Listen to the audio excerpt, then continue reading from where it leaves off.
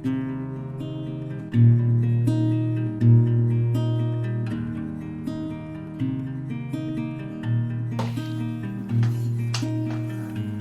tulemast Maali garaaži. Kõik sai alguse ühest unenäost märtsikuus.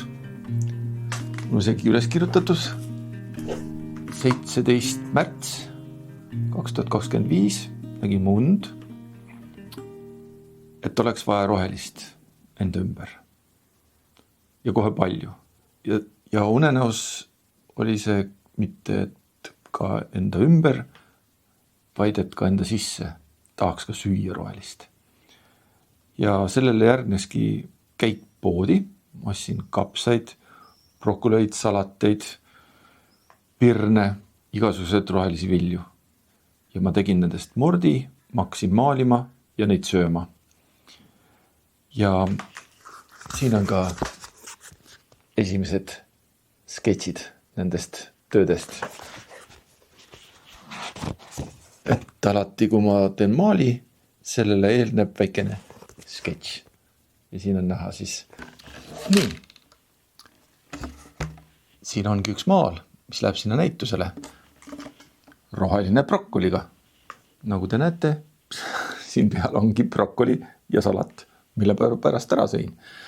Ja praegu ma pakin selle kilesse, et siis avada Pirita Vabaaja keskuses, kus see läheb näitusele. Ja te kõik olete oodatud seda näitust vaatama.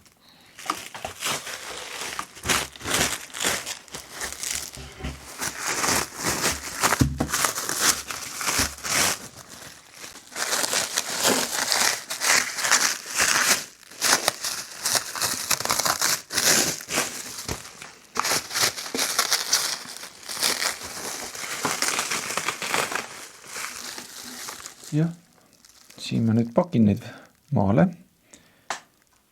Ja eks see suur põhjus, miks ma need maalisin või neid maalima hakkasin märtsis, oligi just see, et peale pikka talve oli see rohelise vajadus lihtsalt nii suur ja kõike hõlmav ja ma lihtsalt pidin neid tegema. Lihtsalt pidin tegema. Praegult, kui ma vaatan õue, rohelust jätkub. Aga need maalid hoiavad seda järgmine talv jällegi meiega.